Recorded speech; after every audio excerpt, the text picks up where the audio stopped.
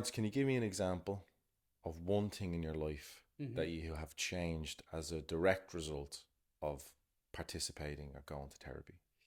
Okay, so one thing that I've changed as a direct result of going to therapy, yeah, I suppose what comes to mind was when I was younger, like probably like 18 years of age, I went to therapy for the first time, and the therapist was very kind to me, and she gave me this book to read.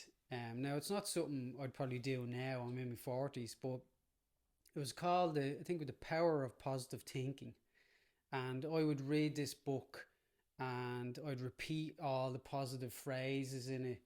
And I'd carry around little slips of paper in my wallet. So anytime I was under stress and I Mhm. needed a bit of support, I had this resource of this all these different bits of text from this book, that I could just take out my wallet and read privately and just give me something to kind of latch on to. And what that kind of resource did for me was it kind of kick-started a change of mind and perspective on life. And I was literally trying to reprogram my brain to think Mhm. more positively. And it was quite rudimental at the start, but it definitely had a massive positive impact on my life going forward. Um, so yeah, so that was a huge change. It was like this mental shift, literally a different way of thinking. So she kind of helped me just think differently, along with all this other emotional Mhm. support. And she listened to my story, and she was very kind, and she expressed a lot of empathy towards me. So yeah, it was really just kind of changing my perspective Yeah. Okay. So it's on kind of life. like Yeah. the introduction of psychological skills training. Like you got the reframing, like kind of actively trying to Hmm. reframe things in a more positive light.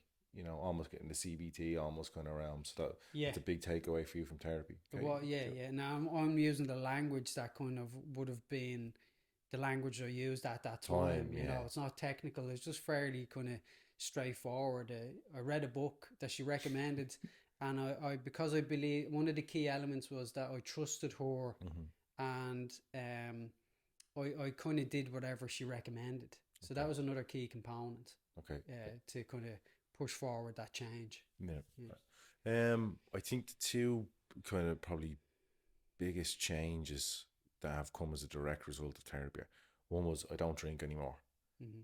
So, um, yeah, I haven't drank in nearly 5 years now, and that was a Okay. direct result of therapy. Like kind of Yeah. realizing that I had some problems around alcohol, and alcohol wasn't really serving me very well. Yeah. Hmm. I don't think that ever would have happened if I hadn't gone to therapy. Mm. And then the other would probably be uh, just realizing that I'm quite a creative person and I have to engage proactively with creativity. And Yeah. that's like a very much an ongoing process. Like as a 40-year-old, it's still an ongoing process, but it's just part of me and it's part of who I am. And it's something Hmm. that I have to embrace. When I do, it makes me very happy. Hmm. It makes me quite uncomfortable as Hmm. well for lots of different reasons. Hmm. But those two kind of big insights, kind of, I don't know, there's a lot of practical elements to therapy, like, making plans, but there's also a lot of self discovery, Mm. and one of the kind of holding a mirror up to your life, Hmm. and definitely those two takeaways: having an unhealthy relationship with alcohol, and um, realizing that there's parts of you that you're underserving.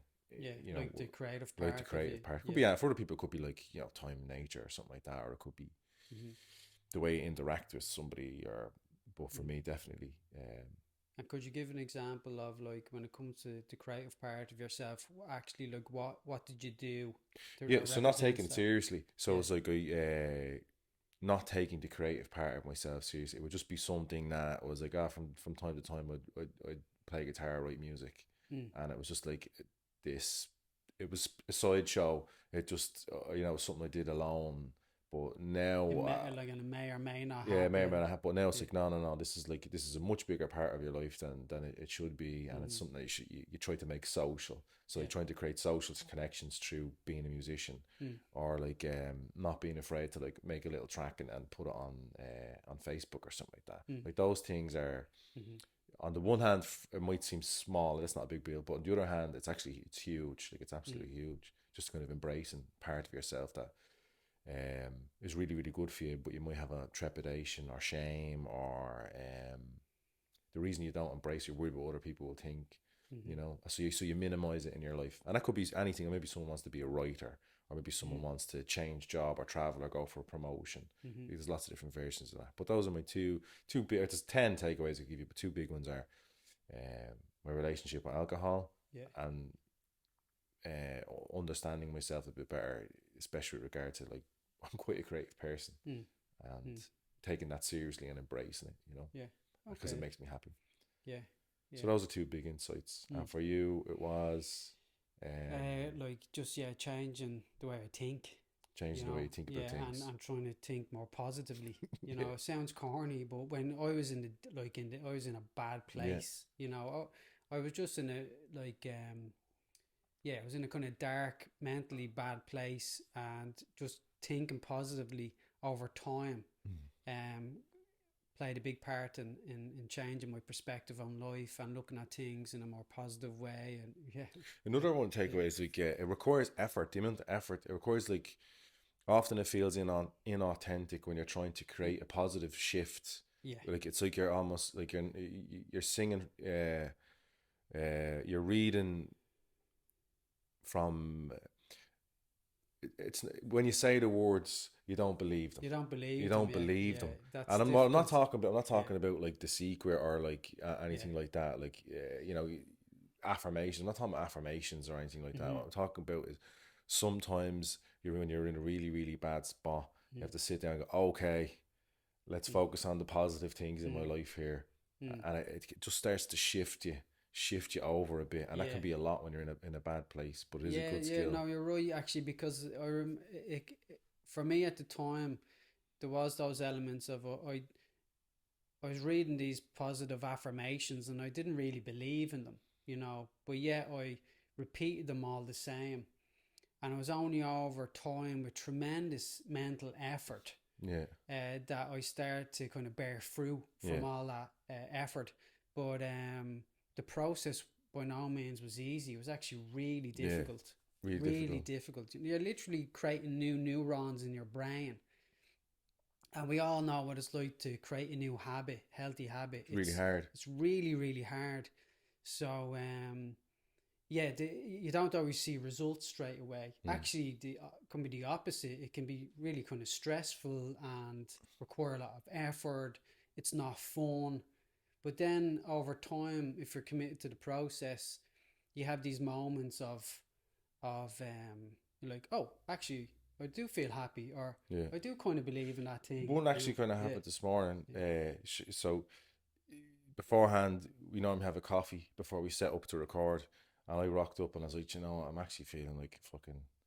I got out of bed I got out on the wrong side of the bed, and then later on we were chatting about I was going on holiday. And I didn't really feel, I was kind of a bit grumpy this morning, but I was kind of like saying now, like, actually, you know, the world isn't so bad.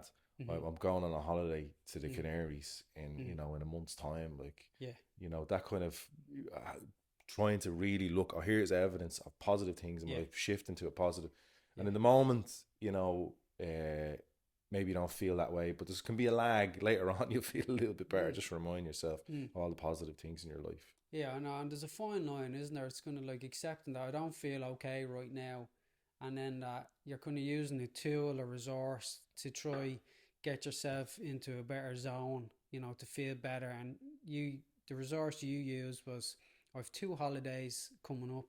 They're not that far away, and I'm grateful and lucky to have those holidays to go to and enjoy. And life isn't that bad; it's actually quite good, and that's a good example of kind of using your positive thinking. It's a simple positive way of thinking, you know. Simple, but like I said, when you wake up on the wrong side of the bed, or you're having a bad day, or you know, some truly tragic things can happen. It's not fucking easy. It's not easy. No, it's not easy. It's not easy. No, it's not easy.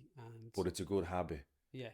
Even if you don't feel it in the moment, putting in the effort, putting in the work to get into the habit. So when those things do happen, sometimes all you have to do is, like, you're kind of faking it until you make it, which kind of works. I remember doing a good exercise before. You know, I was doing some like week-long therapeutic retreat, and one of the things they got us to do was to walk around the room and act as if we were like a king, or act as if we were like an old crippled person, and embody that feeling.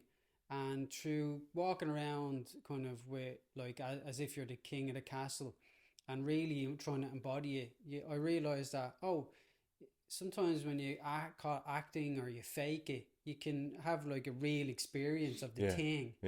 And it can give you a kind of window into other possibilities, you know. So, through thinking this way, even though I don't truly believe in it, I actually can feel nice feelings, you know. So it can give you a window into couldn't agree what's more. possible. It's like, you know,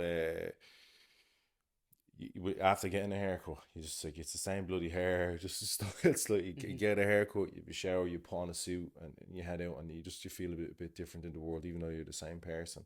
Like these and a relatively low investment. Not that you don't require work, but like standing up straight with your shoulders back, or trying to in the moment remind yourself of positive things in your life. It's not that they require no effort, but they're relatively low investment.